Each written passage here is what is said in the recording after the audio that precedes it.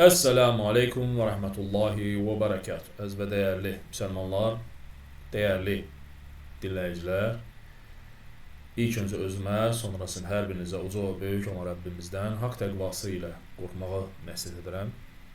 Həqiqətən də uca və böyük olan Rəbbimiz mübarək kitabında buyurur ki, sizlə hörmətiniz Allahın dərgahında Allahda ən çox qorxanınızdır, yəni təqvalı olanınızdır. Övliyaların kəraməti barəsində növbəti bir videomuzdur.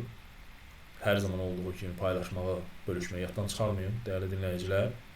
Videoda gördüyünüz bu şəxs, deməli, qəzəblənib yenə də.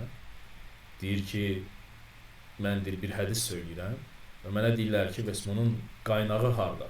Yəni, dəlil harada, hansı kitabdan oxumaq lazım? Və buna görə əsəbləşib, baxın görün nə deyir.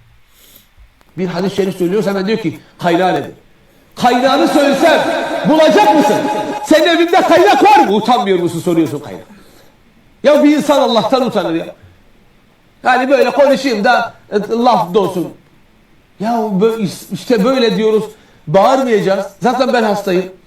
Zaten nezle oldum. Bakın grip oldum. Vallahi abi sen indi gripsən, Allah şəfa versin. Amma sən həm grip, həm də belə qəlbən xəstəsən abi. Sən qəlbən xəstəsən deyənə, yəni sənə tövsiyəm odur ki, Allahın kitabına, doğru düzgün əqidəyə, doğru düzgün mənhəcə, doğru düzgün yola qayıdasan. O qəlbin müalicəsini bu cürlə xurafatlarla danışmaqla, bu cürlə nağıllar, əfsanələr uydurub insanlara danışmaqla və insanları qınamaq ki, səndən o danışdıqlarımın əsasının, sübutunu, dəlilini istəyirlər, hansı kitabda. Ona görə sən əgər dinləyicilərə qəzəblənirsənsə, bu sənin qəlbinin nə qədər xəstə olduğunu göstərir abi.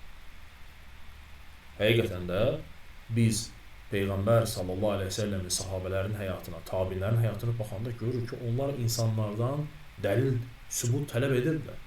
Hətta Allah Rasulunun zamanında sahabələr belə, digər bir sahabədən Ömər ibn Xattab kimi və yaxud da digər sahabələr hansısa bir sahabədən hansısa bir əməli görəndə ona deyirlər ki, sən bunu hardan öyrənmisən, hardan bilirsən bunu? Hətta məsəl üçün təmin məsələsi. Və onlar deyərlər ki, biz Peyğəmbər sallallahu aleyhi ve sellem belə dedi. Yaxud da Allah Rasulü sallallahu aleyhi ve sellemdən gördüm, eşitdim. Yəni onun dəlilini tələb edərdilər. Çünki sahabələrin hamısı həmişə Peyğəmbər sallallahu aleyhi ve sellemin yanında olmayıb bir yerdə. Ola bilər ki, müəyyən bir məsələləri hansısa bir sahabə bilməyib. Ona görə də görəndə təcrübə idi və ondan soruşurdu ki, sən bunu hardan etib götürmüsən, niyə görə edirsən? Və yaxud da həmçinin də bu günləri də insanlar hansı ki Allahın dinindən, Allahın adından, onun dininin adından danışırlarsa, sən ondan tələb edə bilərsən. Qardaş, sənin danışdığın bu sözlər, dediyin bu hədislər, bu rəvayətlər hardan götürmüsən bunu? Nəyə əsaslanıb danışırsan? Hansı kitabdan götürmüsən bunu? Bax, məzhəblərin problemi bax budur, qardaşlarım. Səni zombi kimi özünə tabi edir. O bunu əvəz yeri demir. Ki, sən məndən, yəni xeyir ola sən məndən qaynaq tələb edəcəksən. Xeyir ola sən məndən dəlil, kitab istəyirsən. Yəni, səni zombi kimi öz məzhəbinə tabi edir ki, mən nə danışsam, sən deməlisən ki, mən itaət etdim, mən iman gətirdim, vəssalam. Yox, elə şey yoxdur. Elə bir şey yoxdur. Sənin gətirdiyin dəlil əsaslanmalıdır Allahın kitabına və Peyğəmbər sallallahu aleyhi ve sellemin sünnəsinə, yoluna.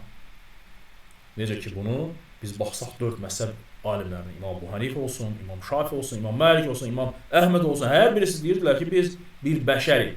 Bu günləri bir söz söyləyə bilərik, sabah onun əksini deyə bilərik. Əgər bizim sözlərimizi Allahın kitabı və Peyğəmbər sallallahu aleyhi ve sellemin yolu ilə tutuşturun, uyğun gəlirsə götürün, uyğun gəlmirsə atın qırağa. Hətta İmam Şafi deyərdi ki, əgər görsəz ki, mən nəsə demişəm və Qurana və Peyğəmbər sallallahu aleyhi ve sellemin sözlərinə ziddir, bilin ki, mənim ağlım gedir deyir. Bunu İmam Şafi rahiməhullah deyir, bunu İmam Əbu Hanifə rahiməhullah deyir. Ona görə də dəlil tələb etmək, qaynaq istəmək mütləqdir, qardaşlarım. Bax, tələb olunmadığına görə, istənilmədiyinə görə bu cürlə xurafatlar bu günləri müsəlmanların arasında yer alır. Ona görə müsəlmanlar bu cürlə xurafatlara inanırlar. Allah'a əmanət olun. Esselamu aleykum və rəhmətullah və bərəkatuhu.